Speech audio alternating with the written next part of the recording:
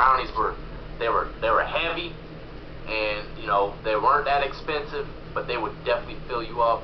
Man, I'll tell you what, them brownies, I'll never forget those Little Debbie's. But we were gambling, okay, and we would gamble all the time. I'd lose, I'd pay him. He'd lose, he'd pay me. Well, it was consistent for months on end. We were having a good game, honest game. Nobody was cheating, not that any of us knew about. But none of us were having any kind of discrepancies. We would lose, we would pay. We would pay, we would lose.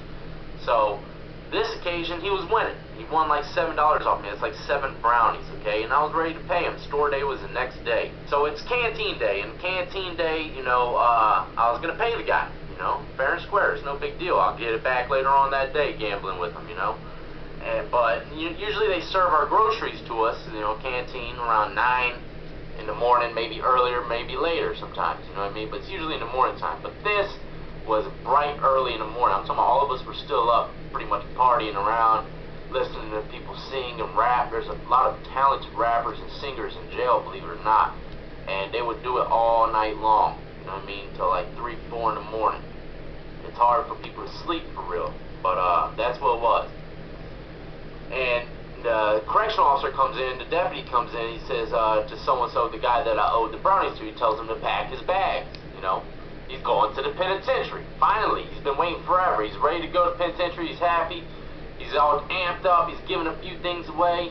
And his cellie, this older black guy who's in his 40s probably, he had cornrows, but they were rough, man. You know, he's been in there for about 4 or 5 months. You know, cornrows, when they aren't upkept, they get rough and all fizzy looking and stuff like that, you know.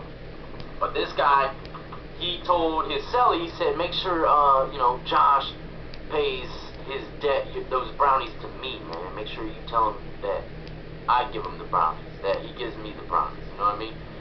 And before he leaves the cell block, he screams to me, he goes, yo, so-and-so, because I had an alias at that time. He goes, yo, pay those brownies to my cellie, man.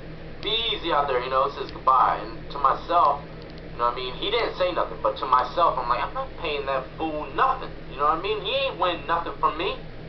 You want it. I'm not paying him for something that you want. That debt's dead, homie.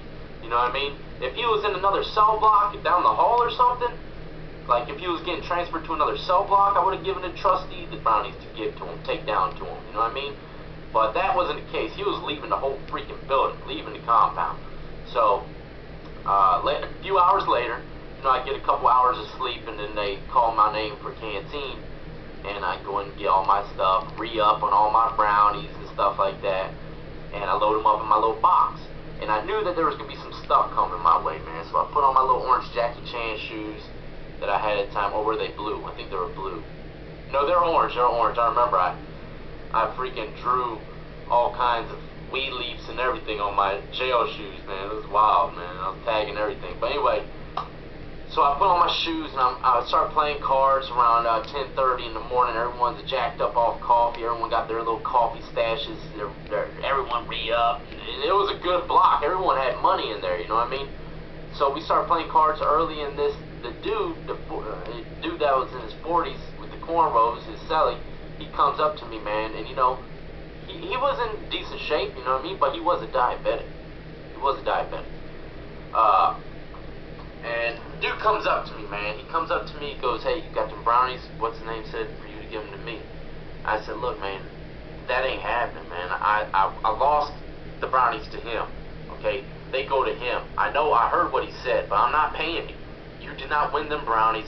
You're not going to get them brownies, man. You're going to have to get them from, and he starts running his mouth. And I'm like, man, well, you're going to have to get it how you live, man. You're going to have to get it from the rough, you know what I mean? And I'm still young, and honestly, I don't know if I'm going to win or lose this fight, because I know it's a fight coming. I don't know if I'm going to win or lose, but I have to stand for something. I'm not paying that dude that money, man, you know what I mean? Let alone brownies. I love them brownies. So he's like, all right, I'll just go in your cell and take them then, you know what I mean? So he walks immediately to my cell, man. Goes up, I watch him. He goes right up in my little gray box, and at this time we didn't even have net bags. He lifts it up, goes in there, gets whatever amount of brownies he got, and when he walks out the cell, bah, bah, right there, 2-piece. I didn't even think twice. I knew I had to attack first. two-piece straight to his nose, man, and it phases him. It phases him. He starts to swing, and I duck, and I went to dump him, right? But when I went to dump the guy, look at me, man. When you go to dump someone, you have to tuck your head tight onto his thigh. Tight. If you have any of your head hanging out from that thigh, this is what's going to happen to you. And my head was off his thigh. I thought for sure I was going to be able to dump him, you know what I mean? For real. Once you get that leg and you squeeze tight, it's hard for him to stay balanced. But I didn't have a good connection. And this guy got me in a headlock. But it wasn't a full headlock. It was like a half headlock to where his arm was wrapped around my jaw, right? This freaking dude squeezed my head so hard I thought my jaw was gonna pop out my freaking mouth. Man, I went into panic mode. The only thing I could think of was to reach up and grab his cornrow. I reached up, grabbed a piece of his cornrow, and ripped that jank clean out of his head, man. For real. And then my homeboy, Omar, a.k.a. Showtime, man. I'll never forget that guy. He is a character. I would love to find him to this day. Crazy stories about Omar. But he came and stopped the fight before the police showed up, and you know, he's like, just kill it. And it turned out I gave him 2 brownies. I gave him 2 brownies. I did, even though I shouldn't have given him even that. But I did break his nose, and I wanted him to feel a little better about the situation. So I gave him 2 brownies. First we talked, you know what I mean? I didn't just give him 2 brownies immediately. First we talked. And then after it was all squashed, we talked, and I said, here, man, just take 2 brownies. All right, that cool? And he's like, yeah. And everything's good. Next day, he comes out to sell, and I'm thinking maybe, you know, he might still hold a grudge, because this dude's a lot older than me, man. Older guys, they have the most pride, especially if they get beat down by a young dude, you know what I mean? Let alone a young white dude, you know what I mean? So, dude comes out to sell, and he has 2 huge raccoon eyes. Black dude too, man. Like I was saying in another video, man, first thing that happens most of the time when you get a broken nose is your eyes swell up, water up, and you got 2 black eyes the next day. But he was mixed with something, I don't know. But maybe he had a little white in his family somewhere down the road, because he was a little light skinned. But 2 raccoon eyes, man, and that was my first victory, first fight and victory. And well, I don't even know if it was really a victory, because if Omar didn't show up, that guy would have freaking snapped my jaw out of place. You know what I mean? But the dude did come out with 2 raccoon eyes and a missing cornrow. And I didn't think it was over, so I wore my shoes for the next couple days while I was playing cards. And you know, he came out to sell the next morning. Everyone saw his raccoon eyes, man. And I ain't gonna lie, I felt a little good. Like I felt a little more manly. And believe it or not, you know, winning a fight in jail, rumors spread. You know what I mean? So people got wind that I got in a fight with dude. And whenever I moved to another block, they're like, yeah, we heard that, we heard about that, and, you know, rumors spread. So, that was my very first fight in jail, and it was behind a debt that I shouldn't have paid. And I did out of pure generosity, you know what I mean, just 2 brownies, like I said. But, if someone says that to you, man, look, if someone says that to you, pay this debt that you owe to that guy to someone else, and he's leaving the whole freaking compound, look, you gotta be stupid to pay that debt. For real. That guy didn't earn nothing. You ain't just gonna give it to him because dude said to give it to him. There might be situations where you might have to, or else you'll get freaking mugged by 30 dudes. You never know. There's different situations and time and place for everything. And this guy, this time and place, he wasn't getting those brownies. You know what I mean? And he carried it.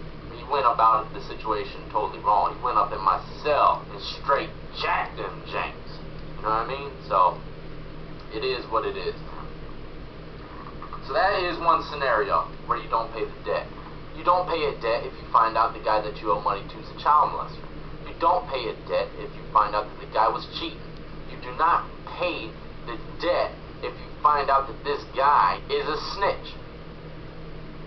All those criteria, if you owe people money and somehow later on down the road before you have to pay them, you find out some kind of information like that, he's a snitch, child molester, cheating, you know, anything, talking bad behind your back, you don't pay that fool nothing, man, for real. That's just how it is. Not all debts are meant to be paid. Now, there's also ways where you can run up a debt and end up like little Bobby, running around the block with skin-tight jeans. Anyways, I hope y'all enjoyed, and don't forget to check out all the links in the description of this video if you want merchandise or any of my social media, anything of that nature, artwork, custom artwork done by me. The links are in the description of this video. Go check them out. Until the next time, man, if you haven't hit that like and subscribe button, please, by all means, do it now.